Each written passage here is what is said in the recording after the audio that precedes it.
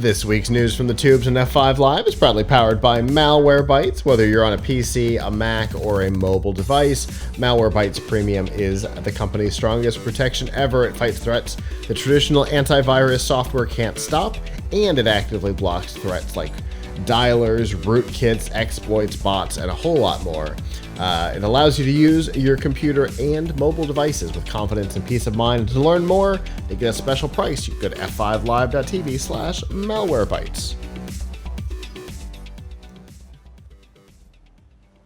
Speaking of privacy and security, an interesting bug was revealed this week that shows that since the most recent major releases of both iOS and macOS, there has been a bug that has violated a core tenet of internet security. It's the cross-domain policy. The same origin policy is also how it's known.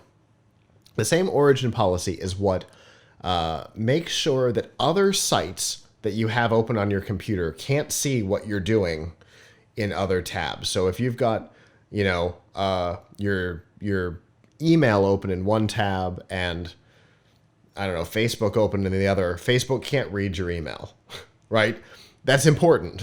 It's an essential part of security, because what if it's not Facebook? What if it's a site that has an ad, a malicious ad, which we've seen many times before, right? Running in an iframe. That iframe can't access the content of the page that has loaded it. It is annoying under some circumstances, but it's an essential part of internet security today. Well, Safari has not been obeying that on iOS, iPadOS, and macOS since their major version releases a few months ago. The primary issue is that Windows can poll each other for databases. So there's a database that exists within your browser so that websites can store small bits of information for faster future retrieval and things like that. And normally, when you poll how many databases there are, it only gives you back the names, the quantity and names of the databases that you have created. So Facebook can only find out what databases Facebook has created in your browser, not the ones that Google has created. Well, not the case here. When you poll, you actually get the names of all of the databases in the system. Now, that may or may not be a problem, because if it's Facebook and they only have one, I don't know if they do, but maybe they just call their database Facebook. No big deal. But Google, on the other hand, because you can have multiple Google sessions open at once, right? You can have one tab open with your primary Gmail and one open with your work Gmail. The databases are named, I think, Google dash and then your account unique identifier.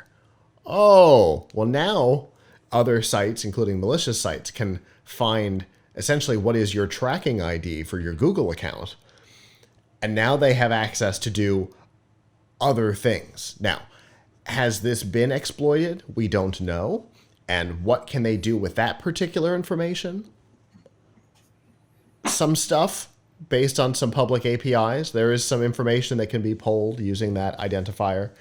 But I guarantee Google's not the only one that's naming a database this way, that has identifiable information in the database name. So this needs to be fixed. Apple was informed by the developer who discovered it in September of last year. So just after iOS 15 came out, right?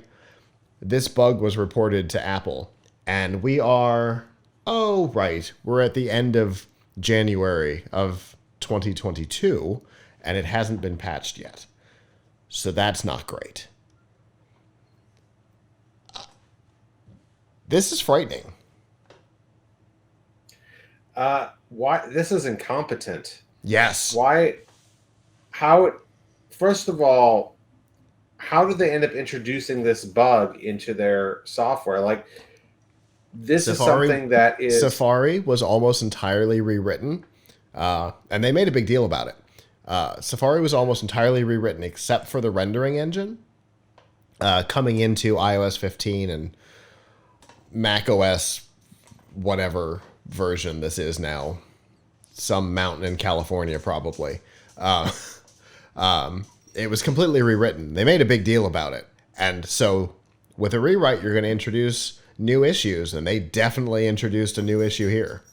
I mean, it's not quite as bad as the issue they had it for a number of years that they didn't know about, where they were ignoring SSL. But it's pretty bad.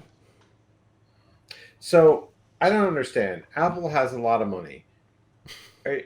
Do they not pay somebody, or either have a team internally or pay an external firm or somebody to security audit their browser? Wouldn't you think?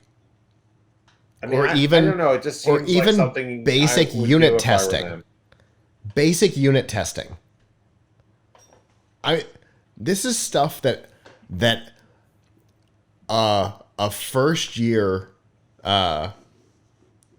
developer, well, first year in unit testing would know to do, is to build tests around this, because this is going to be a big hole. If this goes wrong, bad things happen. So does Apple not do any unit testing? Are they still in the 90s in their development methods? It sounds like they kind of assumed that, hey, this is something that is always been part of the, or long been part of browsers, so we're not going to test for it because it just ought to work, right? Right. But that's foolish. But that's right. I mean, I assume, right. I have no idea how it actually goes inside of Google or whatever, but they come out with new Chrome versions all the time. Mm-hmm. Like, we're on, what are we up to now? 95, 96, something like that. Yeah, somewhere in there. Right? They're constantly coming out with new versions, but the differences between one version and another are usually fairly small. So I don't know if, when they're going from version 95 to 96, somebody goes in there and says, hey, let's check and make sure that it still renders the paragraph tag correctly. Like, maybe it's just assumed that, like, hey, if it worked before and we haven't messed with anything, it should still work. But on the other hand, here's something where Apple rewrote large sections of the browser. Right. They shouldn't have assumed that everything would just work. That's what regression testing is. is you run tests to go back, and you should be doing regression testing both by people and by tools to go back and make sure that things that used to work continue to work. Yep. So, I mean, that is messed up. And I could understand how it would happen to me if I was updating a browser extension I was working on. Sure. But I can't understand how it would happen to Apple, who probably has, I don't know how many people working on Safari. So A lot. But apparently no QA.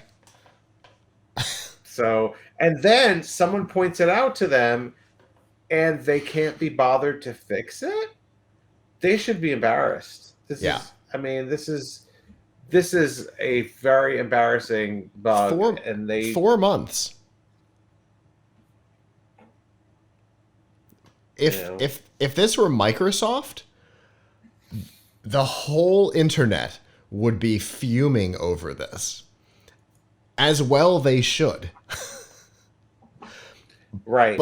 But there hasn't been as much outrage over Apple doing the same thing, and it's insane. There should be a lot of outrage over this, because this is, like you said, I liked your word, this is incompetence.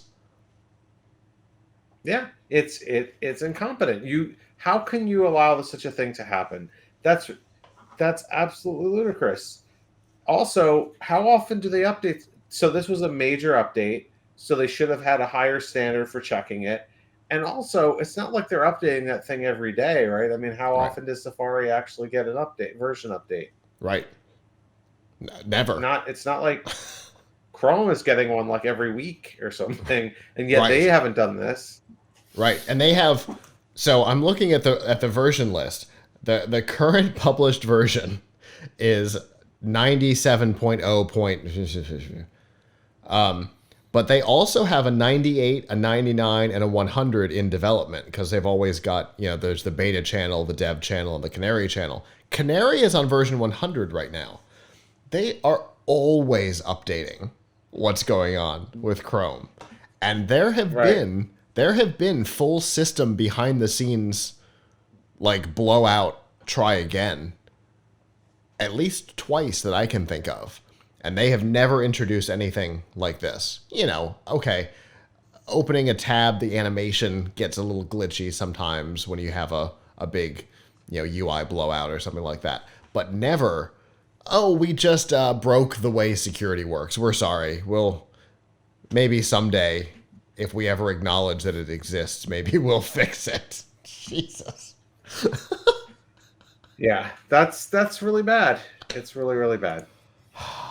So, because of the policies that Apple has on how browsers work, the problem is on iOS and iPadOS, you can't get away from this bug because you have to use, if you use Edge or you use Chrome on the phones on iOS, not everywhere else, Android and Linux and whatever, but on iOS, the rendering engine, which includes this database bug, has to be Apple's.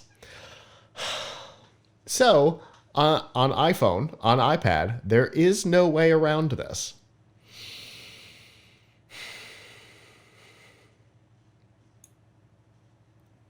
Once again, proof that a wholly closed, tightly controlled ecosystem can only cause problems. Whether it be Epic Games, wanting to use their own payment system, or Apple screwing up internet security, this tightly controlled ecosystem can only cause problems. Right. I didn't write about it, but there is a bill in the House right now that is looking to prevent that kind of tight grip over technology. I don't know if anything will happen with it, but it does mean that somebody is at least thinking about these kinds of problems. We'll see what comes of that. But here is a great example of why we need the ability to have multiple rendering engines for browsers on iOS so that people can go, oh, Safari might be allowing people to steal my information. Whoop, I'm going over to Chrome. I'm going over to Edge. I'm out of here. Yeah. So. Yeah. We'll see if this gets updated. If it does, we will update you. Who knows, though?